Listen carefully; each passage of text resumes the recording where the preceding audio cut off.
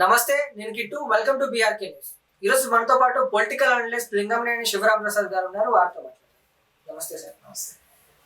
చంద్రబాబు నాయుడు గారి వ్యాఖ్యలు అయితే తీవ్ర దుమారాన్ని రేపుతున్నాయి. గత ప్రభుత్వం ఏదైతే ఉందో వైసీపీ ప్రభుత్వం, అందులో జగన్ నొక్కిన బటన్లన్నీ ఇప్పుడు నేను నొక్కుతున్న పెన్షన్ బటన్లతో సమానం అని అనడం, దీన్ని ఎలా చూస్తారు సార్ మీరు? కొంత ఎగ్జాజరేషన్ ఉంది. అన్ని ఆయన నొక్కిన పెన్షన్లన్నీ బటన్స్ అన్ని ఒక పెన్షన్ తో సరిపోవడం అనేది కరెక్ట్ కాదు. కానీ అయితే ఒకటి, జగన్మోహన్ రెడ్డి గారు 2000 నుంచి 3000 పెంచుతాననేది దాదాపు 4 సంవత్సరాల పైన చేశారు. కానీ ఈయన ఏంటంటే చంద్రబాబు నాయుడు గారు ఎలక్షన్ అప్పుడు హామీ ఇచ్చారు. ఏమని, నేను 4000 చేస్తాను వచ్చిన దగ్గర నుంచి. చేయటమే కాకుండా హామీ ఇచ్చిన రోజు నుంచి అంటే 3 నెలల ముందు కూడా కలిపి ఒకేసారి 4408 కోట్లు పెన్షన్ ఇచ్చారు. ఇది 65,31,000 మంది. కాబట్టి ఆయన ఆ విధంగా చెప్పుకుండొచ్చు. ఎందుకంటే మీకు మళ్ళీ నేను 3 సంవత్సరాలు 4 సంవత్సరాలు ప్రళాం చేయకుండా అన్నదన్నట్టు వెంటనే ఇచ్చేసాను అనే దాని మీద ఆ మాట అని ఉండొచ్చు. కానీ అయితే ఒకటి, మొత్తం అన్నీ చూస్తే ఆయన ఇచ్చిన హామీలు, లేకపోతే రేపు విద్యాదీవెన బదులు ఏదో పెట్టినట్టున్న పేరు, తర్వాత మిగిలిన సంక్షేమ కార్యక్రమాలు కూడా ఒక్కొక్కటి అమలు చేస్తుంటే జగన్మోహన్ రెడ్డి గారు ఇచ్చిన దానికన్నా ఎక్కువే అవుతాయి. డెఫినెట్గా అంతకన్నా ఎక్కువ అవుతాయి. అయితే ఏంటంటే ఈ పెన్షన్తో సమానం అనేది ఏది ఈ విధంగా ఒక దాన్ని ఏంటంటే ఎలివేట్ చేయడానికి చెప్పిన మాట తప్ప దాన్నే మనం ఏది ప్రామాణికంగా తీసుకోవడానికి వీల్లేదు. అంటే ఈ సంక్షేమ కార్యక్రమాలు ఏవైతే ఉన్నాయో ఆ కార్యక్రమాలు చేయకముందే ఖజానా ఖాళీ అనడం కూడా జరిగింది చంద్రబాబు నాయుడు గారు. అది ఉన్నది ఖజానా ఖాళీ అంటారు. ఏంటంటే ఉన్నది ఖాళీ అయింది కాబట్టి చెప్తాం. ఇప్పుడు దేనికి చెప్తారు, అక్కడ ఆల్రెడీ మీకు ఒక్కొక్క దాని మీద వైట్ పేపర్ సబ్మిట్ చేశారు. అట్లాగే దీని మీద కూడా ఆర్థిక పరిస్థితి మీద కూడా వైట్ పేపర్ సబ్మిట్ చేశారు. దాంట్లో మీకు కనపడుతుంది కదా 9,70,5,000 కోట్లు డెఫిషియట్, ఇది అప్పులు కనపడుతున్నాయి. ఏదైనా కానీ లోన్స్ కానీ లేకపోతే వేరే కార్పొరేషన్ ద్వారా తీసుకున్న లోన్ కానీ ఏదైనా తీసుకుంటే మీకు నియర్లీ 10 లక్షల కోట్లు కనపడుతున్నాయి. మరి అవన్నీ చెప్పాలి కదా. చెప్పారంటే దానికి ఎవరైనా అర్థం కాదుగా. ఒక్కొక్కటి వేస్తారు. కాకపోతే ఏంటంటే కొద్దిగా టైం తీసుకుని ఆ టైం గ్యాప్ని సమర్థించుకోవడం కోసం ఈ ఇష్యూని రైజ్ చేసి ఇది పరిస్థితి అని తీసుకొస్తున్నారు. ఇప్పుడు విద్యా దీవెన ఉంది కదా, దానికి సంబంధించి ఇప్పుడు ఈ మే నుంచి ఇస్తామంటున్నారు. మే నుంచో జూన్ నుంచి ఇస్తామంటున్నారు కదా. అదే తల్లికి వందనమా, తల్లికి ఏదో ఉంది కదా, లేక ఏదో ఉంది, తల్లికి వందనమా పేరు, అది కన్ఫ్యూజ్ అవుతున్నాం. జగన్ పెట్టిన పేరు, వీళ్ళు మార్చిన పేర్లు. అట్లా ఇప్పుడు వరుసనే ఒకటి ఇస్తా. ఏ అయితే హామీలు ఇచ్చారో ఇస్తారు గ్యారంటీగా, ఇవ్వకుండా ఉంటారు. ఎప్పటి నుంచి ఇంప్లిమెంట్ చేస్తారనేదే ఇదే. కానీ ఇందాక మీరు అన్నట్టు పెన్షన్తో అన్ని సమానం అంటే అదైతే కాదు. ఎందుకంటే పెన్షన్ తీసుకుంటే మీకు నెలకి దాదాపు 2,800 కోట్లు ఎంత అవుతుంది అంటే సంవత్సరానికి ఎంత అవుతుంది, 24 దాదాపు 30,000 కోట్లు. మరి జగన్మోహన్ రెడ్డి ఇచ్చింది అంతే కాదుగా, ఇంకెక్కువే ఇచ్చారు కదా. కాబట్టి అది ఊరికే ఒక మాట అనటానికి సరిపోతుంది తప్ప. అయితే ఏంటంటే చంద్రబాబు నాయుడు గారు పెన్షన్ విషయంలో ఏ మాట అయితే ఇచ్చాడో దాని వెనక 3,000తో సహా కలిపి ఒకేసారి జూన్లోనే 7,000 ఇచ్చారు. ఒక్కొక్కరు 7,000 ఒక్కొక్క పెన్షన్కి 7,000 వాళ్ళ అకౌంట్లో పడిపోయింది. అది ఒకటి. రెండోది ఏంటంటే వీళ్ళు విమర్శ చేశారు వైసీపీ కూడా. అంటే విమర్శ చేయడంలో కూడా కొంత బడ్జెట్ ఇది చేసినప్పుడు 12,000 కోట్లు అవుతుంది, మీకు అక్కడ 9,000 కోట్లే శాంక్షన్ చేశారు, 9,500 కోట్లు అని ఇటువంటి విమర్శ చేశారు. ఏంటంటే 9,000 కోట్లు 9,500 కోట్లు ఇచ్చిన పైన 2,000-3,000 కోట్లు సర్దుబాటు చేయలేరా? అక్కడ ఏంటంటే విమర్శించాలి కాబట్టి విమర్శించినట్టు కాకుండా యాక్చువల్గా దాంట్లో బీసీ సెక్షన్ ఉంటుంది, BC sub plan, SC sub plan, ST sub plan, ఇవన్నీ ఉంటాయి కదా, మైనారిటీ సబ్ ప్లాన్ ఉంటాయి. కొన్ని పెన్షన్లు వాటి నుంచి ఇవ్వచ్చు. ఆ సబ్ ప్లాన్ దాంట్లో నుంచి డైవర్ట్ చేయొచ్చు ఫండ్స్. అంటే ఆ 2,000-3,000 కోట్లు కూడా అక్కడ అడ్జస్ట్ అవుతాయి. ఆ విమర్శించి ఏదో విమర్శ కోసం చేసినట్టు కాకుండా కొంత వీళ్ళు కూడా సంయమనం పాటించాలి. అపోజిషన్ కూడా విమర్శ ఉండాలి, సద్విమర్శ ఉండాలి. అంటే ఇప్పుడు చంద్రబాబు నాయుడు గారు చెప్తున్న P4 ఫార్ములా ఏదైతే ఉందో అది వర్కౌట్ అవుతుందంటారా? వర్కౌట్ అవుతుందనే కదా ఆయన పెట్టింది. అవుతుందా అంటే ఎంతవరకు అది జరుగుతుందనే చూడాలి. అంటే ఈ P4లో పీపుల్ వస్తుంది, అంటే పీపుల్ అన్నా కూడా లేకపోతే పబ్లిక్ అన్నా రెండో ఒకటే, అంటే దీన్ని ఎలా తీసుకోవాలి? పీపుల్ ఎవరు పబ్లిక్, మాట మామూలుగా పీపుల్ అంటే పబ్లిక్ ఆ అంటారు. మాట ఎవరన్నారు? వాళ్ళు అన్నదేంటి? Public private people. Public means government. Public అంటే అదే కదా. ప్రైవేట్ ప్రైవేట్ సెక్టర్ అంటే మామూలుగా ప్రైవేట్ వాళ్ళు. పీపుల్ అంటే మామూలు ఇది వీళ్ళ పార్టిసిపేషన్, గవర్నమెంట్ హెల్ప్తో, తర్వాత ఈ ప్రైవేటు వాళ్ళు వాళ్ళ పార్టిసిపేషన్తో, ప్రైవేట్ ఫండింగ్తో పేదలకి ఎవళ్ళైతే అర్హులు అవుతారో ఆ పేదలకి ప్రతి ఇంటికి ఒక పారిశ్రామికవేత్త వచ్చేటట్టు, వాళ్ళకు ఉద్యోగ కల్పన చేసేటట్టు, వాళ్ళకు ఉపాధి లభించేటట్టు చేయటం అనేది P4 లక్ష్యం. అది ఈ పబ్లిక్ ని పీపుల్ ని కలపడం అనేది కరెక్ట్ కాదు. పబ్లిక్ అంటే ఈ ఇంగ్లీష్ లో రెండు వర్డ్స్ కలవడమే కానీ పబ్లిక్ అంటే పబ్లిక్ సెక్టర్, ప్రైవేట్ సెక్టర్ అంటే ఏంటి? Public sector means government sector, government undertakings. Private sector అంటే ప్రైవేట్. ఇక్కడ కూడా అంతే. పబ్లిక్ అంటే గవర్నమెంట్ అండర్టేకింగ్స్, గవర్నమెంట్ కి సంబంధించినవి. అంటే గవర్నమెంట్ సర్వే చేస్తుంది. మొన్న సర్వే చేశారు కదా, మార్చి 8 నుంచి 18 దాకా సర్వే చేశారు. సర్వే చేసి దాంట్లో ఎవళ్ళైతే అర్హత ఉందో ఏది ఈ P4కి 20% ఫస్ట్ ఇయర్ 20%, ఆ 20%కి అర్హత ఎవరికి ఉందో వాళ్ళకి సార్ట్ అవుట్ చేశారు.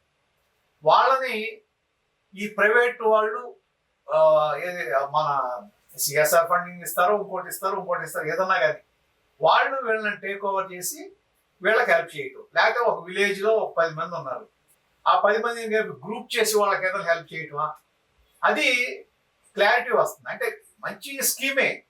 దీన్ని మన ఇటువంటి స్కీమ్స్ యుఎస్ లో ఉన్నాయి ఆల్రెడీ. యుఎస్ లో కూడా ఈ టేక్ ఓవర్ చేసి వాళ్ళకి హెల్ప్ చేస్తారు. అక్కడ మామూలుగా ఒక విలేజ్ ఉందనుకోండి సపోజ్, ఆ విలేజ్ కి సంబంధించి ఇప్పుడు అక్కడ మనకు మళ్ళీ కాదు, అన్ని గవర్నమెంట్కి వెళ్ళిపో, అన్ని కూడా మన స్టేట్ గవర్నమెంట్కి వెళ్ళిపో. ఒక విలేజ్ ఉందంటే ఆ విలేజ్ గవర్నెన్స్ కే వస్తుంది. అంటే పంచాయతీకి, మనకి ఇక్కడ పంచాయతీకి వచ్చినట్టు వస్తే పంచాయతీ నుంచి ఖర్చు పెడతారు. ఆ ఊళ్ళో ఒక కంపెనీ ఉందనుకోండి, ఏదన్నా ఇది ఇండస్ట్రీ కానీ, వాళ్ళు వీళ్ళకి ఇస్తారు. ఇప్పుడు మనకేమవుతుందంటే సిఎస్ఆర్ ఫండ్స్ గవర్నమెంట్ ఇస్తున్నారు కదా, ఇప్పుడు సిఎస్ఆర్ ఫండ్స్ కూడా ఛానలైజ్ చేయొచ్చు. ఇది ఎంతవరకు వర్కౌట్ అవుతుంది అనేది సరే, అది దాని వర్కింగ్ దీన్ని బట్టి వస్తుంది. కానీ ఇది ఈ విధంగా ఒకవేళ ఎవరైనా విమర్శిస్తే ఇది P4 పబ్లిక్ పీపుల్ ఒకటే అంటే అది వాళ్ళకి సరైన నాలెడ్జ్ లేదు, సరైన అవగాహన లేదని లెక్క. ఇక్కడ పబ్లిక్ అంటే గవర్నమెంట్, ప్రైవేట్ అంటే ఇండస్ట్రియలిస్టులు, ప్రైవేట్ అదే ధనవంతులు, పీపుల్స్ అంటే పేదలు. వాళ్ళకి సంబంధించి ఇప్పుడు ఇదివరకు కూడా చంద్రబాబు నాయుడు గారు ఉన్నప్పుడు జనభూమి తీసుకున్నారు కాన్సెప్ట్. జనభూమి కాన్సెప్ట్ ఏంటి? ఒక రోడ్డు ఏదైనా వేయటం, దానికి ఫండింగ్ ఒక 20%, 30% ఏరియాని బట్టి. ఎస్సీ కాలనీ అయితే 10%, 15% తీసుకునేవాళ్ళు. మిగిలిన చోట అయితే 20 to 30%. అది ప్రైవేట్ వాళ్ళు కనుక దానికి ముందుకు వస్తే మిగిలిన 70% గవర్నమెంట్ ఇచ్చి చేసేవాళ్ళు. ఇప్పుడు మీరు అన్నట్లే ఒకవేళ ఇది అనుకోండి, ఒక 4-5-6 ఫ్యామిలీలు కలిపి ఒక కుటీర పరిశ్రమ ఏదైనా పెట్టుకుంటారు. 10 లక్షలు 20 లక్షలు అవుతుంది అనుకోండి సపోజ్. అక్కడ ఒక మన ప్రైవేట్ కంపెనీ ఏదన్నా ఒక 5-6 లక్షలు ఇస్తే గవర్నమెంట్ సైడ్ నుంచి లోన్ ఇవ్వచ్చు కదా, మిగిలిన 15 లక్షలు వీళ్ళు దాన్ని పట్టుకుని ఆ 8 కుటుంబాలు బాగుపడవచ్చుగా. అనేది జరుగుతుందా జరగదా అనేది తర్వాత. అంటే కొంచెం పాజిటివ్గా గవర్నమెంట్ చేస్తుంది, ఒక మంచి వ్యూతో చేస్తుంది. అది ఎంతవరకు సక్సెస్ అవుతుంది అనేది చూడాలి. అంటే 20% మంది పేదవాళ్ళని 10% మంది ధనికులు ఆదుకుంటే సరిపోతుందన్న చంద్రబాబు గారు, కానీ మన రేషన్ కార్డుల ప్రకారం చూసుకుంటే 90% మంది పేదలు ఉన్నారనేది వైసీపీ వాళ్ళ వాదన. అంటే ఇందులో నిజం ఎంత సార్?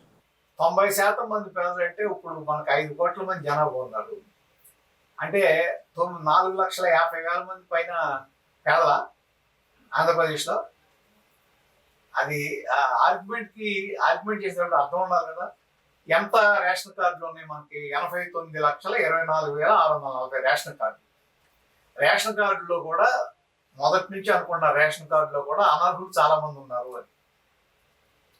దాదాపు మీకు 20% పైన 20-30% అనర్హులు ఉంటారు దాంట్లో. 89 లక్షల పైన మీకు ఇది ఉంటే 4.5 కోట్లు ఎట్లా అవుతారు? అంటే 89,24,640 ఇళ్ళు అంతే కదా పేదలు, హౌసెస్ అంతే కదా. ఆ దాంట్లో 20% తీసుకున్నారు అనుకోండి, 5 సంవత్సరాల్లో ఎంతవరకు అవుతుందనే చూడాలి. అంటే నేను ఎందుకంటున్నానంటే, ఒక డేటా ఇచ్చేటప్పుడు ఏ పార్టీ అయినా సరే ఊరికే మనం జనాలను ఆకట్టుకోవడం కోసం మాట్లాడడం. 90% పేదరికం ఆంధ్రప్రదేశ్లో ఉందా? ఎక్కడ ఉంది 90% పేదరికం? మన పర్ క్యాపిటల్ ఇన్కమ్ ఎంత? ఇక్కడ ఆంధ్రప్రదేశ్ పర్ క్యాపిటల్ ఇన్కమ్ తక్కువేం లేదు కదా, తెలంగాణతో ఎక్కువ ఉంది. మరి 90% పేదలు ఎక్కడ ఉన్నారు? అంటే చంద్రబాబు నాయుడు చెప్పేవన్నీ పచ్చి అబద్ధాలు అనేది కూడా జగన్. నేను అదే అంటున్నా, వాదన సరే, రాజకీయంగా ఏదైనా మాట్లాడండి. రాజకీయ విమర్శ వేరు, రాజకీయ వాదన వేరు, డేటా వేరు. డేటా అబద్ధం చెప్పదు కదా. ఇప్పుడు నేను చెప్పిన దాని ప్రకారం మీకు 89 లక్షల చిల్లర రేషన్ కార్డు అంటే 89 లక్షల హౌస్ హోల్డ్స్ అంతే కదా. దాంట్లో సింగిల్ పర్సన్ ఉండొచ్చు, ఒక ఇంట్లో 2 ఉండొచ్చు, ఒక ఇంట్లో 3 ఉండొచ్చు, అది వేరే సంగతి. కొన్నింట్లో ఏంటంటే 2 పేదలు ఉంటే 2 పిల్లలు ఉండొచ్చు, వాళ్ళ లెక్కలకు రాదు కదా. మరి మీరు ఏ విధంగా 90% పేదలు అని చెప్తారు? 90% పేదలకు ఉంటే ఆంధ్రప్రదేశ్ నడవదు. ట్యాక్స్ ఎక్కడి నుంచి వస్తుంది? మిగిలిన 20%, మిగిలిన 10% దగ్గర ధనం ఉందా? అది ఏంటంటే విమర్శ ఏదో ఒకటి చేయాలి కాబట్టి చేయటం కాకుండా మీరు ఒక data correct analysis, correct data పట్టుకుని మాట్లాడండి, తప్పులేదు. లేదు గవర్నమెంట్ ఒక విధంగా చేస్తుంటే కాదు, ఇది కాదు తప్పు, ఈ విధంగా చేయని అని అడగొచ్చు. అంతేగాని అసలు ముందు ఏదన్నా ప్రాజెక్ట్ మొదలెట్టక ముందే, అసలు అది అమలు అవ్వకుండా ముందే అది పనికిరాదంటే, ఒకప్పుడు ఇదే మాట మాట్లాడితే, ఇప్పుడు 2004 ముందు చంద్రబాబు నాయుడు గారు ఈ కంప్యూటర్స్, ఐటీ ఇవన్నీ అంటే కంప్యూటర్లు కూడి పెడతాయని అడుగుతున్న కాంగ్రెస్ నాయకులు విమర్శించారు. దానికి ఆద్యుడు వైఎస్ రాజశేఖర రెడ్డి గారు. వాళ్ళ కంప్యూటర్ కూడి పెడతలేదు. ఇన్ని లక్షల మందికి, ఇన్ని కోట్ల మంది విద్యావంతులకి ఆ కంప్యూటర్ ఇవాళ ఇది అవుతుంది కదా. కంప్యూటర్ లేని అసలు జీవితం లేని పరిస్థితి కదా ఇవాళ. ఇప్పుడు ఈ సెల్ ఫోన్ ఉంది, ఈ సెల్ ఫోన్ లేకపోతే ఏమైపోతాం? వాళ్ళన్నిటికీ దాన్నే వాడుతున్నాం. అంటే సెల్ ఫోన్ కూడా మినీ కంప్యూటరే కదా.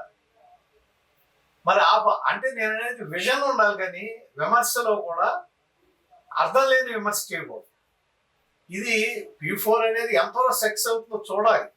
అసలు అది మొదలెట్టనివ్వండి. మొదలెట్టిన తర్వాత దాని అమల్లో ఎక్కడన్నా తేడాలుంటే ఇది సరి చేయమని అడగండి, సరి చేయలేకపోతే విమర్శించాలి. అంటే ముందు ప్రజలకు ఇచ్చిన హామీలు నెరవేర్చండి, తర్వాత ఈ విజన్స్ పోదాం అనేది కూడా ఒక వైసీపీ వాళ్ళు అంటున్నారు. అంటే దీన్ని ఎలా చూడొచ్చు? ప్రజలకు ఇచ్చిన హామీలు అంటే ఏమి? సూపర్ 6 కానీ అవును, అది ఇస్తున్నారుగా. ఆల్రెడీ 2 ఇంప్లిమెంట్ అయినాయి, 2 ఇప్పుడు మేలో 1, జూన్లో 1 చేస్తా ఉన్నారు, 4 అవుతున్నాయి.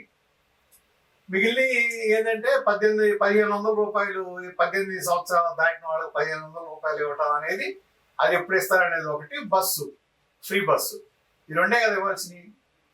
మరి దానికోసం ఈ వాపు కూర్చుంటారా? ఇది వేరు కదా, ఇది గవర్నమెంట్ ఫండింగ్ తక్కువ కదా దీంట్లో. దీనికి దానికి సంబంధం ఏముంది? ఇది దీంట్లో మీరు ఇది ఎందుకు అంటున్నారంటే, P4 కూడా ఎందుకు ఇన్వాల్వ్ అయ్యి ఉంది దాంట్లో? ఇది ఎట్లా మిళితం అయి ఉందంటే, 20 లక్షల ఉద్యోగాలు ఇస్తామని హామీ ఇచ్చారు కదా. అంటే ఉద్యోగ కల్పన చేయం కదా. ఇప్పుడు దీంట్లో ఉద్యోగ ఉపాధి కల్పన కూడా ఉందిగా ఈ P4లో. అంటే ఇది దానికి ఉపయోగపడుతుంది కదా. ఏది 20 లక్షలు అంటే వీళ్ళు ఇచ్చిన ఎలక్షన్ హామీలో ఇది కూడా భాగమేగా, భాగం అవుతుందిగా. మరి దాన్ని ఏ విధంగా కాదంటారు? అంటే ఉపాధి వద్దంటారా? ఉపాధి కల్పించొద్దా? మీరు long term goals, short term goals ఉంటాయి. లాంగ్ టర్మ్ గోల్ ఒక విధంగా ఉంటుంది, షార్ట్ టర్మ్ గోల్స్ అంటే ఇమీడియట్ గా ఇవ్వాల్సి ఉంది. ఇప్పుడు రేషన్ ఉంది, రేషన్ మీకు పెన్షన్ రేషన్ ఇస్తున్నారు, దేనికది ఇమీడియట్ నీడ్. వాళ్ళకేదో మేము సంవత్సరం తర్వాత ఇస్తాం, మీరు తినకుండా ఉండండి, మీకు ఏం డబ్బులు లేకపోయినా పర్లేదంటే కుదరదు. ఇమీడియట్ నీడ్, ఇమీడియట్ నెసెసిటీస్ అయ్యి వాటిని తీర్చడానికి అది ఇస్తున్నారు. తర్వాత వాళ్ళని ఆ పేదరికంలోంచి బయటికి తీసుకురావడానికి P4. సో ఇది అది వేరు కాబట్టి ఇది అయిన తర్వాత అది ఇంప్లిమెంట్ చేయండి అంటే అది ఈ రెండు ఇంటర్లింక్డ్ కాదు, దేని దానికి. ఇది పార్టిసిపేషన్ ఎవరిది? ప్రైవేట్ పార్టిసిపేషన్, అవును కదా ఈ P4 అనేది. మరి అన్నప్పుడు దాని మీద మీకెందుకు విమర్శ? ఎందుకు? ఇంప్లిమెంటేషన్లో తేడా ఉంటే విమర్శించండి, మొదలవకముందే విమర్శించదు. సో ఈ మధ్య కాలంలో మనం ఒక రీల్ కూడా ఫేమస్ అయింది కూడా చూసాము. అంటే ఫ్రీ బస్, చంద్రబాబు నాయుడు గారు ఏదైతే హామీ ఇచ్చారో ఫ్రీ బస్ గురించి, లేడీస్ అందరు కలిసి కండక్టర్ టికెట్ అడిగితే ఫోన్లో ఫ్రీ బస్ హామీ ఇచ్చి చూపించారంట. దీన్ని ఎలా చూడాలి సార్? అసలు పబ్లిక్ ఎలా తీసుకుంటున్నారు దీన్ని? మంచిదేగా పబ్లిక్ డిమాండ్ చేయడం. యాక్చువల్గా మేనిఫెస్టో అంటే ఇప్పుడు కొన్ని కంట్రీస్ అయితే మేనిఫెస్టో అనేది దాన్ని ఫాలో అవటం మస్ట్, కంపల్సరీగా మేనిఫెస్టోని ఫాలో అయి తీరాల్సిందే. ఫాలో అవ్వకపోతే వాళ్ళు సమాధానం చెప్పాల్సి ఉంటుంది. మన దేశంలో అది లేదు. ఇక్కడ ఏంటంటే మేనిఫెస్టోలో 100 హామీలు ఇచ్చి దాంట్లో 30 ఇంప్లిమెంట్ చేసినా మిగిలిన వాటిని మనం క్వశ్చన్ చేయడానికి లేదు, అదేమి వాళ్ళ మీద బైండింగ్ కాదు. కాబట్టి వాళ్ళు అడిగారు, క్వశ్చన్ చేయడం మంచిదే కదా.